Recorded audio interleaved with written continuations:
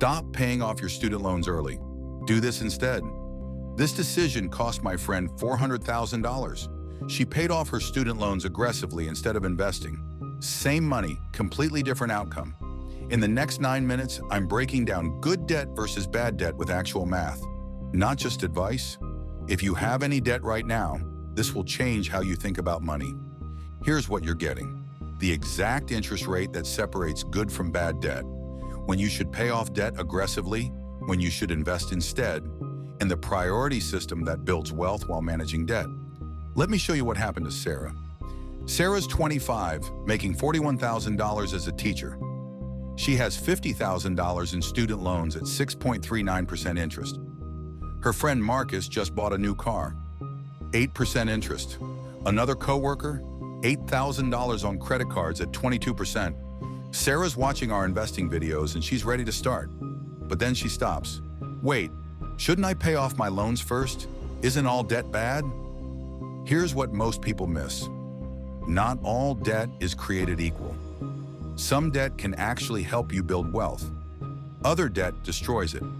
The fundamental difference is simple. Good debt, low interest rate to buy something that increases in value or generates income. Bad debt, high interest rate to buy something that loses value or generates nothing. Sarah's student loans gave her teaching skills that earn income for 40 years. Rate, 6.39%. Good debt. Marcus's car loses 20% of value the moment he drives off the lot, worth almost nothing in 10 years. Rate, 8%. Questionable debt. Credit card debt at 22% for clothes, dinners, concerts. Experiences that are gone with nothing left except the bill. Bad debt. Lesson number 1. Good debt buys assets that appreciate. Bad debt buys liabilities that depreciate. Here's the math that changes everything.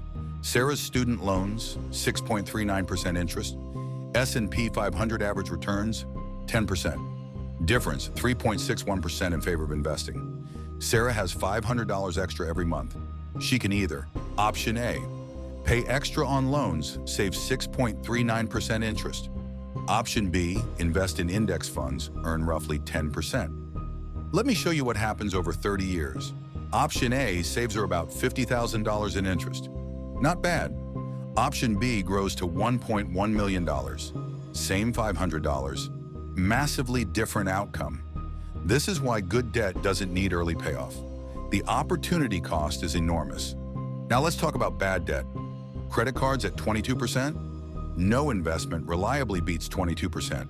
Not stocks, not real estate, not crypto. Nothing consistently beats 22%. Paying off 22% debt equals a guaranteed 22% return. No investment in the world offers you that guarantee. Lesson number 2. Pay off bad debt before investing. Keep good debt while you invest. Let me categorize this clearly. Good debt, under 8%. Federal student loans, 6.39% to 8.94%. Mortgages, currently 6 to 7%. Business loans, if your profit exceeds the interest. Bad debt, over 10%. Credit cards, 22 to 24%. Payday loans, 400% plus interest, absolute disaster. Title loans, 25% plus. High-interest personal loans, 12 to 36%. Gray zone, 8 to 10%. Some auto loans. Some personal loans. Consider, can you refinance? Is it for something that appreciates? What's your risk tolerance? Here's Sarah's actual strategy, and this is probably your strategy too. Step 1. Eliminate disasters over 15%. Credit cards, payday loans. This is emergency mode. Every extra dollar goes here. Nothing else matters until this is gone. Sarah doesn't have this. She's clear. Step 2. Get your employer match. Sarah's school offers a 3% match. She contributes $125 per month minimum, gets $125 matched. That's an instant 100% return. Beats paying off any debt. Step 3. Tackle high-interest debt between 10 to 15%. Any debt in this range gets paid aggressively before you max out other investments. She doesn't have these either. Step 4. Build your emergency fund at $1,000 minimum, ideally $3,000 to $5,000. This prevents you from going back into credit card debt when something breaks. Sarah has $3,000 saved. Check. Step 5. Max tax advantage investing.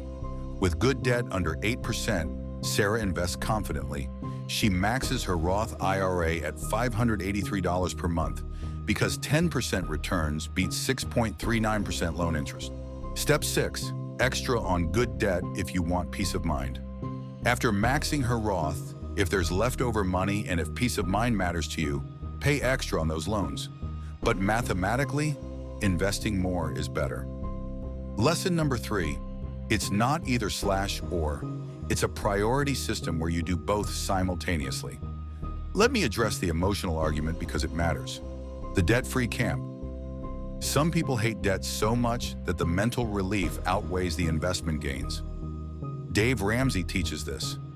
Kill all debt first. For $50,000 in credit card debt? That makes sense. The psychological weight is crushing. For $50,000 in low-interest student loans, the math says invest. You'll be $400,000 richer by investing alongside the minimum payments. The risk argument, what if I lose my job and I have debt payments? Valid concern. That's exactly why emergency funds exist. The guaranteed return argument, paying off 6% debt is a guaranteed 6% return? True, but 10% beats 6%. It's not guaranteed, but history strongly favors it. Sarah chose the math. She's investing while keeping her low-interest loans. Her net worth will be massively higher. Lesson number 4. Don't let fear cost you hundreds of thousands of dollars. Let me show you real scenarios. Marcus's car mistake. $35,000 car, $5,000 down, 72 months at 8%. He pays $65,000 total for a car that's worth $12,000 in 6 years. He lost $53,000. Alternative, buy a $15,000 used car with cash, invest the $488 monthly payment. At 10% over 6 years, $44,000 in investments, plus he still has a $15,000 car. He's $59,000 ahead. Credit card disaster, $8,000 at 22%, paying $200 per month minimum. Payoff time, 23 years. Total interest paid, $7,723. Pay $400 per month instead. Done in 24 months, $1,900 interest. You save $5,823 in 21 years of your life. Sarah's smart play, $50,000 in loans at 6.39%, $550 minimum payment, $583 extra available per month. Option A, kill the debt. Pay $1,133 per month, debt-free in 4.5 years, then invest for 25.5 years. Result at age 65, $1.58 million. Option B, invest while paying minimums. $550 to loans, $583 invested for 30 years. Result at age 65, $2.04 million. Same money, $460,000 difference. Here's what you should do. Debt over 15%, emergency. Pay this off before heavy investing. Debt 10 to 15%, get your employer match, kill this debt, then invest more. Debt under 8%, get your match, max your Roth IRA, then decide extra on debt or invest more. Investing wins mathematically. No debt, max all tax-advantaged accounts, then move to taxable investing. Here's my take. Personal finance gurus love to fight about this. Debt is slavery, kill it all. Versus cheap debt is leverage, invest everything. Both are partially right. The answer depends on the interest rate and your personality. High interest debt, emergency, fix it immediately. Low interest debt, math says keep it and invest. You'll be hundreds of thousands of dollars richer. But being debt-free, is that worth giving up $400,000? Your mental health matters too. Just don't confuse wisdom with fear. Don't let debt guilt prevent wealth building when the math screams invest. Sarah has $50,000 in student loans and she sleeps fine. She pays the minimum while maxing her Roth IRA. In 30 years, she'll have over $2 million and her loans will be paid off. She didn't let the word debt cost her $400,000. Do you have debt right now? Are you paying it off first or investing alongside it? Drop your strategy in the comments. I read every single one. And if this changed how you think about debt, hit that subscribe button because we're breaking down every smart money move in 2026. Next video, I'm showing you how to build wealth in your 20s, even on a low income. Even if you're making $41,000 like Sarah. See you there.